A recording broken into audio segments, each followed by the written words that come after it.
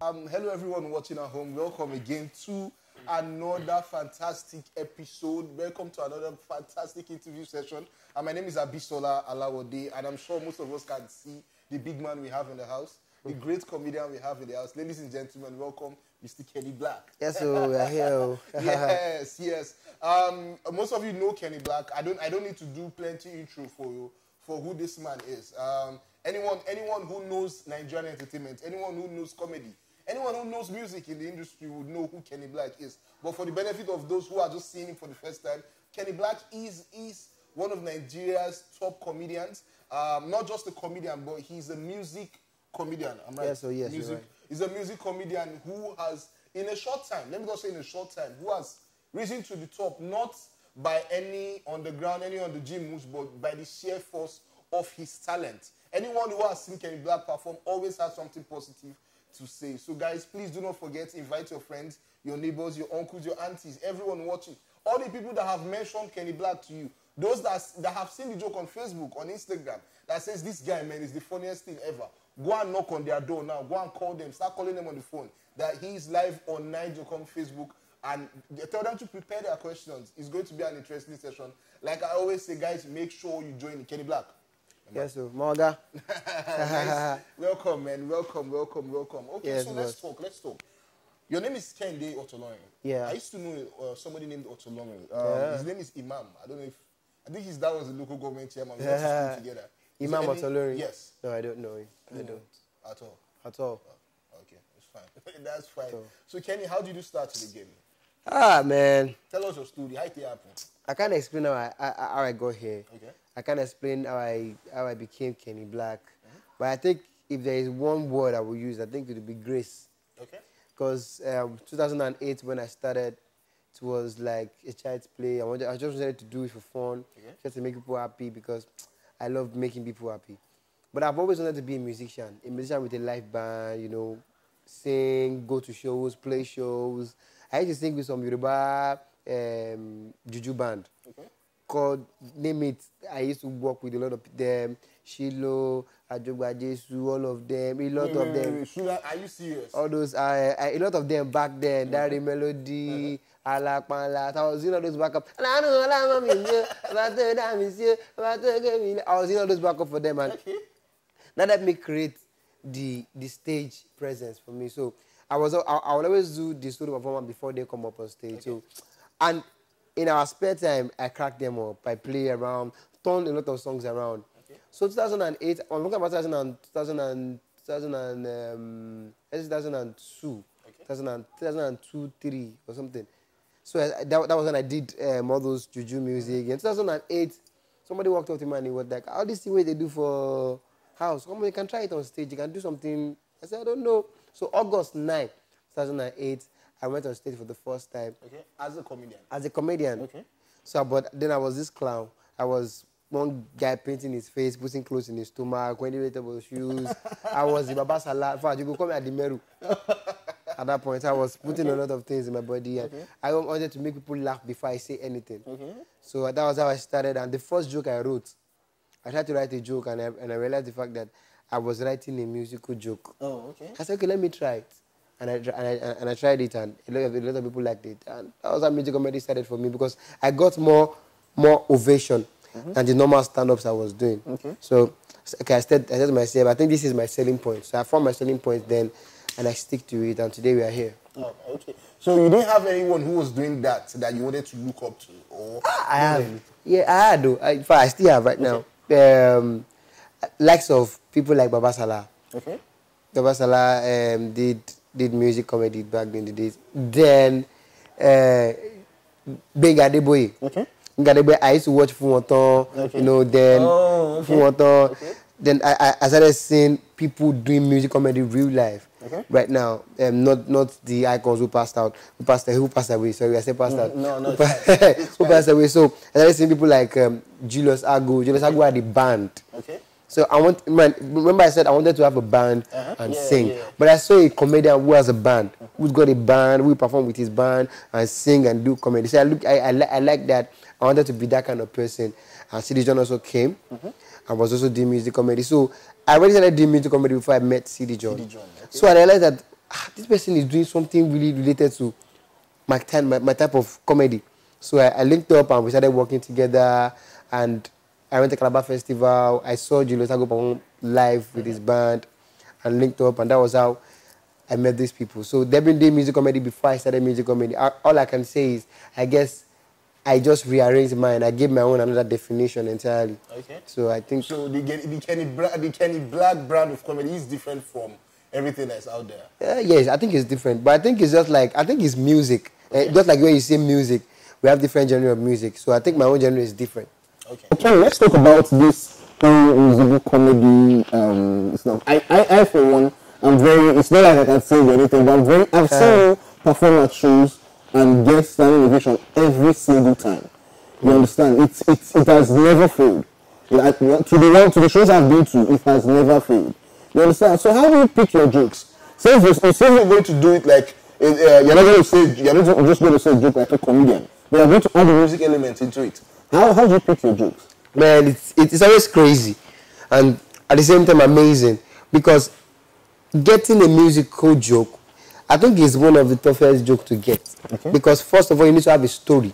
Mm-hmm. After having a story, you need to now look for songs that will go along with the stories. Okay. Now, you have the raw talent. How do you make it funny?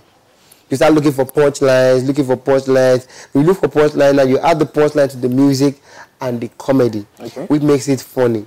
Now, how do you present it to people? Now, in that presentation of people, you have to have room for spontaneity. Mm-hmm. So they can know that you are also creative. Okay. So it's always crazy, and I think God has been able to give me the strength to do that. Being the fact that I love music, I've always been doing music. So it was easy for me to get the song, because I listen to a lot of music, from juju music, R&B, Fuji, hip-hop, country, soul, reggae. I listen to a lot of music. I get bored listening to just one genre of music for too long. Okay. So I listen to a lot of the Ebenezer Obey, I listen to Alao Malika, I listen to Adele, and I decided to listen to Westlife now. The next one is Babara. Oh, okay. So I can listen to Abba and I listen to Osadebe. So I was listening to a lot of music, and each time I go on stage, I try as much as possible to use those music to relate to the present condition, present things we're going through right now.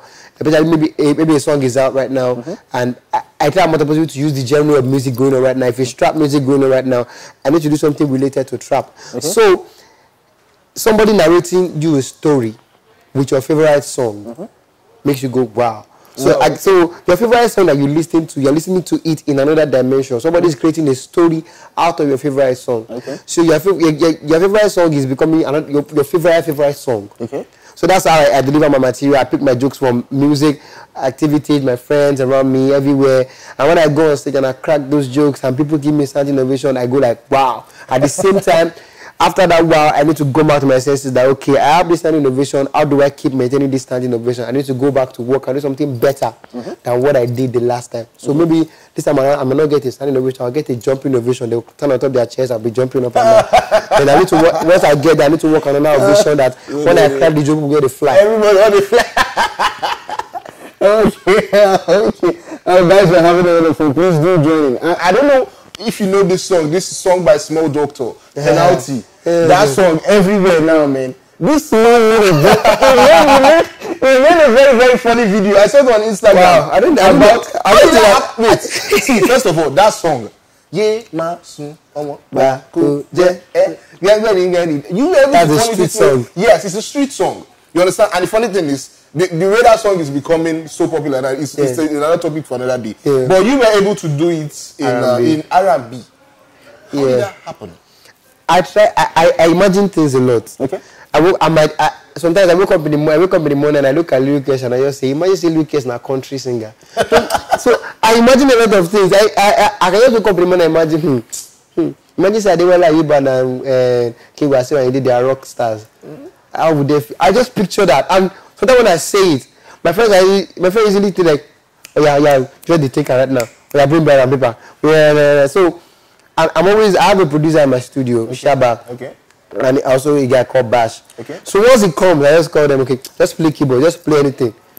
So the man be playing R&B, just play any genre for me. Mm-hmm. And when I heard Small Doctor, oh my better, I was like, this song is good, but I think we can break it down. Mm-hmm. Imagine if Craig David did a version, or if Small Doctor was born in Los Angeles and he was singing the same tonality. So it will now be I need to create a story. Okay. I need to tell a story with the song, not just do a cover, but tell a story. So I was like, imagine Craig David was Small Doctor. You hear, I met a girl on a Saturday morning in Ibadan. She looks so fine, yeah. She looks so fine. I said, excuse me. They call me Craig David. Can I get to know you? And she said to me, oh, more better, yeah, my soul. Yeah, but da-da-da-da, yeah, my soul. And the girl was like, yeah, baby. So it's funky now. You know that shit, like it's also like that. People will sit and take and listen. Come on, man, this is funky. When you hear the original song, you find out it's not funky. So that's exactly what we do.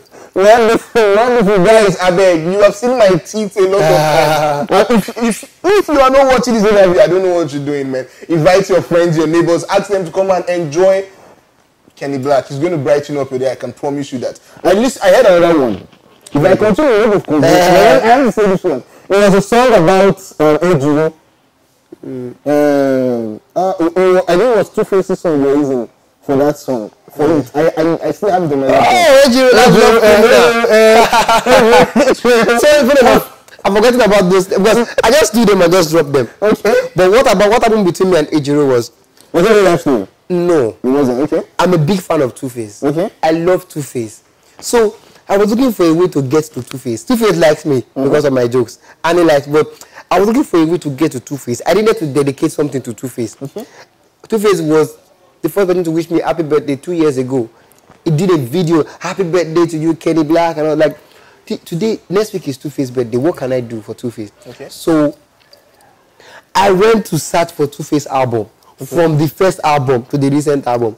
I listened to the album. It took me 3 days. Okay. And I decided to do a mashup of songs of Two-Face from day one till now and use them to tell a story between, just like paint a scenario of I met Annie. But I didn't want to use Annie. I used Ejiro. So if you listen to Love Criminal, it's out there. You can download it. You can even get it on nice.com. So if you understand the fact that it not look real. Like, okay, not true. It got to a point. Ojo, Two-Face no get house to stay. They went to meet Ojo, and Ojo was like, see, oh yeah, come, make we go. What did they do for that? At the end of the day, Two-Face landed in the prison. And somebody asked him what happened, and he was like, maybe small thing. So I try to create. I'm a storyteller. I like to tell stories. So what happened between me and Ejiro was what I painted, what I zoomed happened between Two-Face and Annie, but using Ejiro. Okay, wonderful, man, wonderful, guys. Please, I'm sure you can see the lovely drinks we have. This interview is called 1107 Suits and Lounge. It's in Ikeja. See how relaxed you are. You want to be the same. You want to be fly as much as we're doing. Yeah, you can see that, man. Please make sure you visit. It's even microwaved. Very. Italian. Yes, 1107 Suits and Lounge in Ikeja. Along Allen. Anybody, just ask anyone, when you get to Ikeja, they'll direct you to where it is. So Kenny, tell us about, I know for you, in your skits and everything, storytelling is quite important. Yeah. Okay, so tell us a story about your background, your family background. Let's be the one that you're a twin. Yes. Let's be the one that you're a twin. So tell us, you're a twin. Okay, I'm from a family of 7. Okay. Yes. Let me just note that I'll get back to it. Yeah, okay. I have a twin sister, and we are the last set of twins. Mom gave birth to 2 sets of twins. Oh. Yeah, my father must have loved something. Yeah, Ibeji. So I have another brother. I have one elder brother, another elder brother. I have another sister. Okay. Then we have twins. Then twins again. Okay. So I think I have my twin sister is. I'm trying to hide that from before. I was trying to hide that before because of all these boys out there. But now, I think I'm not getting any younger. So if you are there and you want to marry my twin sister, just bring the list because the girl when I want to marry for future, they already sent me the list. Oh, okay. So I'm not going to give you the list. So when you bring the list, when you bring the bride price, I'll just carry it and take it to them. So I collect my twin sister bride to pay. So that is very big people. Yeah. This thing is have to do. Yeah. But the more she was no. I have a twin sister. She's amazing. she's seen at the serious part. All of us don't feel the craze for the family. Okay. So she's the serious part. She's the serious one. Very, very intelligent. I'm not intelligent, but she's the more, you know, one of us well for that house, it will be boring. So that means that when I did now, I feel that's a child now. Because we all the true jokes. My dad is a comedian. Oh, wow. My papa the true punchline. Everybody in my family is funny. Oh, wow. Even right now, Sam, I don't know what I've done to them in our house. Okay. Anytime I look at my dad, my daddy can say, Kenny Blaq, as this sir. Kenny Blaq, as this sir. Kenny Blaq, as this sir. God, my dad used to tell me, Kenny Blaq, you need to leave this house now, go to your own house. So all these people that used to come to the house, different TV, different radio. You better pack your bags and leave in town. I say, Daddy, my daddy uses music to talk to me. When I tell Dad, I'm going out, I'm not coming back this night. My daddy will reply with music. Ekilo for Monday. Come on, we need BLT. I say, yeah. So right now, man, in my house, everybody is a comedian. Okay. They all crack jokes, and funny enough, they use music. Oh, okay. My daddy is a fan of music. You might be listening to Boys to Men. You might be listening to Boys to Men. Wait. Your dad listens to Boys to Men. Yeah. You might be listening to Boys to Men. And my dad will just take it out. Okay. And the next thing you say is my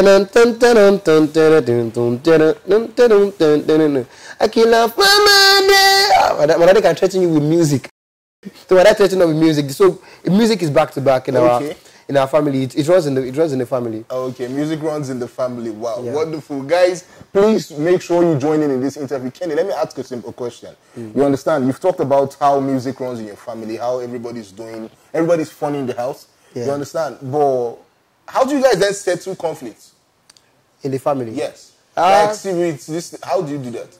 I think we do. I think we've grown to understand ourselves better in the family. We don't even talk. We don't even talk about, once there's a misunderstanding, we call ourselves, we settle us. And I've noticed that each time there's a misunderstanding, I'm always the one to sit down. Because they will sit me down and my job is to make sure that after this conversation, after arranging the misunderstanding, we have to laugh. Okay. So you're the one that will just douse the tension. When there's a misunderstanding, I have to think of what happened yesterday I can use to crack joke for these people. So we're always at home and making everything happen, making everybody laugh. My brother is also a funny person. So each time there's a misunderstanding, we just end up laughing. Laughing over it. And we use that misunderstanding to laugh. To laugh again. Like we worship around. So imagine maybe in the family now, maybe Taiwo takes Daddy's slippers. And Daddy was really angry. And they don't want what the following day, if I want to talk to Taiwo, don't you sound Daddy's slippers. That's how we forget about everything. So it's always fun. Okay. One more question. You perform in churches. Yeah, I do. Quite a lot. Yeah. You are saying more than the average comedian. Yes. Yeah, you understand? Some people want to put you as a gospel comedian. And a lot of pastors, not just one, not twice, they've come out to talk about the fact that the altar is a sacred place. You shouldn't be bringing comedians to shows. What do you think about that? As a Christian and as a comedian, what do you think about that? I think right now we have some churches where I think the churches they're not just a, it's not just a church. Okay. We have event centers turned to church now. Oh. Okay. We have event centers whereby you do a wedding on a Saturday, and that place you are calling an altar is where the DJ will be. And the following day there is church service, and anointing still flows. That is an example that place is a stage, but once you as a pastor is on that stage, once you as a pastor you're on that stage, you are the altar. Okay. So you have the grace to command things to happen. So you are the altar. So back then pastors supported us. One of the reasons why I can say I got into limelight is because I got a lot of support from pastors.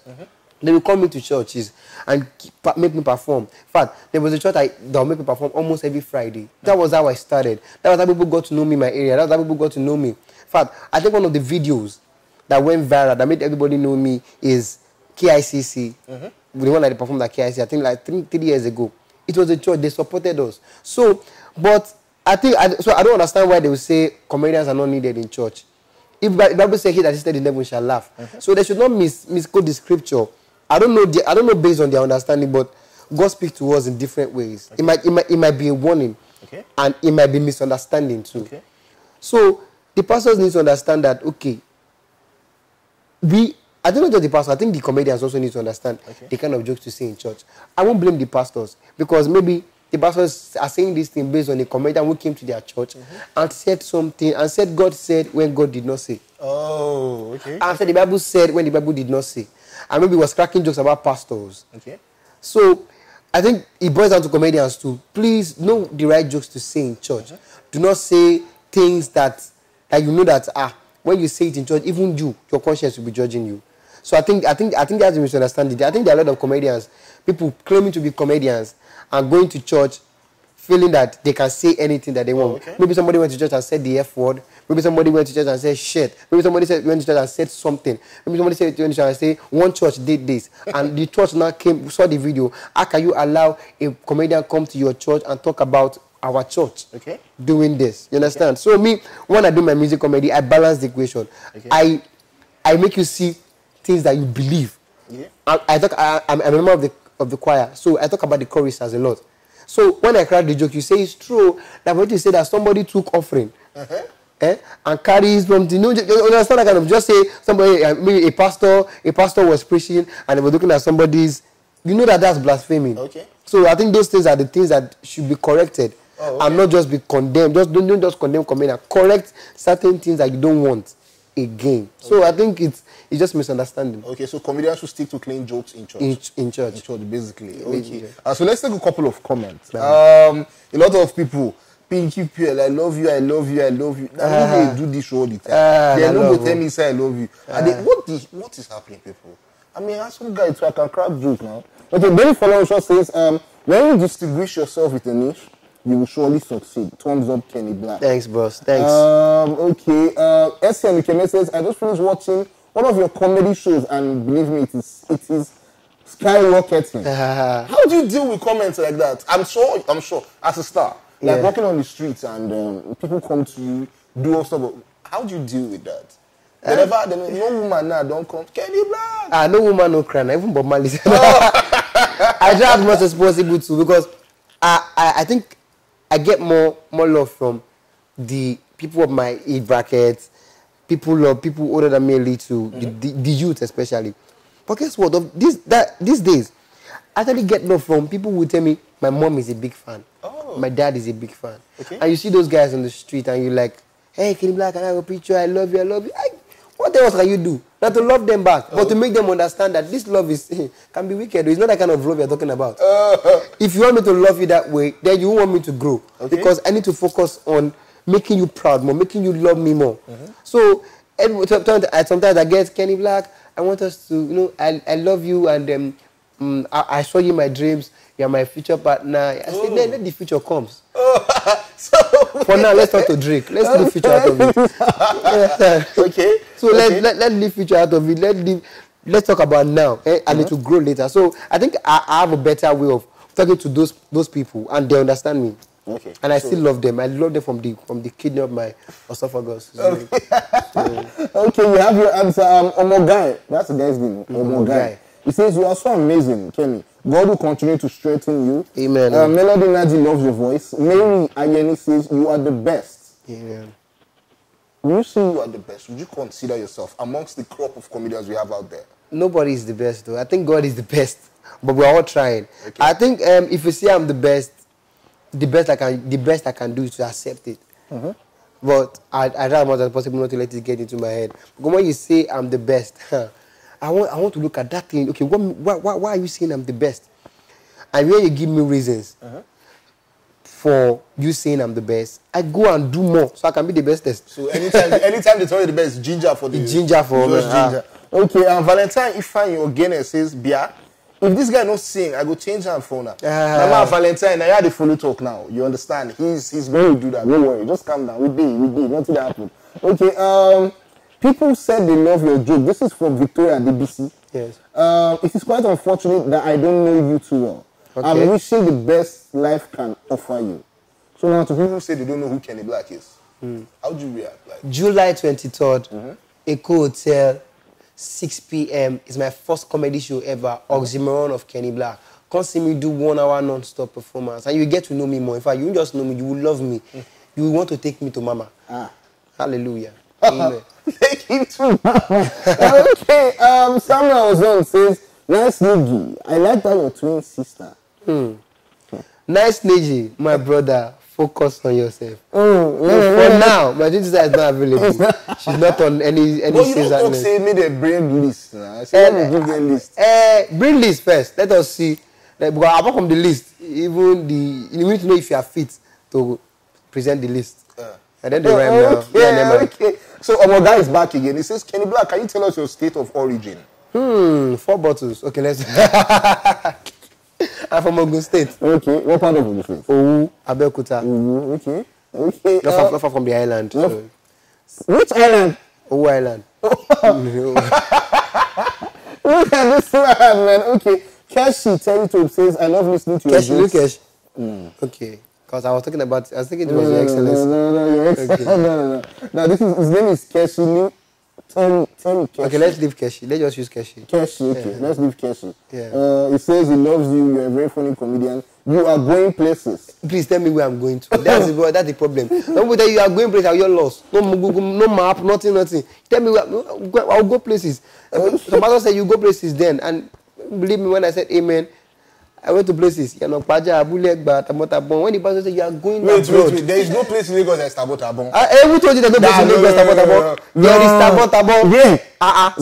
Somewhere on the mainland. Google it. How much?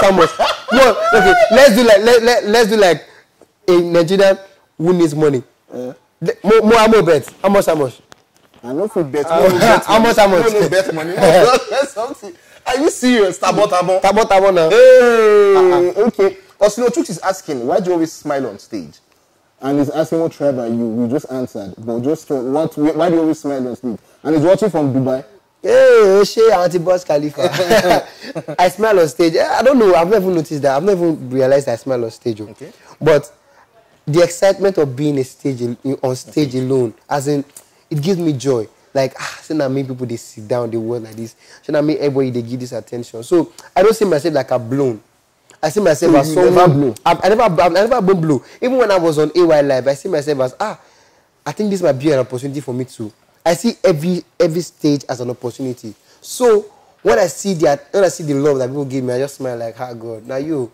So I remember when I'm on stage doing those jokes, I remember but I did these jokes sometimes and people did not laugh. Okay. But now people are enjoying it. And like I just smile like, God, that was you. It's just everything for you boils down to God. Boils down to God. It's okay. God, okay, so now let's do something before you even do that. Let me ask first of all, are you going to put out an album like where you just put like that AGO song now? Okay. Would you do a full album in the future? You heard it first here. Yes. Niger exclusive. Listen. For my show, I'm trying to do all my covers. I'm trying to put them in a CD. A lot of people have asked me, Kenny Blaq, we want to download your covers. We need your covers. I might, I'm still thinking of it, but I might do something. Drop an EP. But music, serious music, maybe not now, but soon.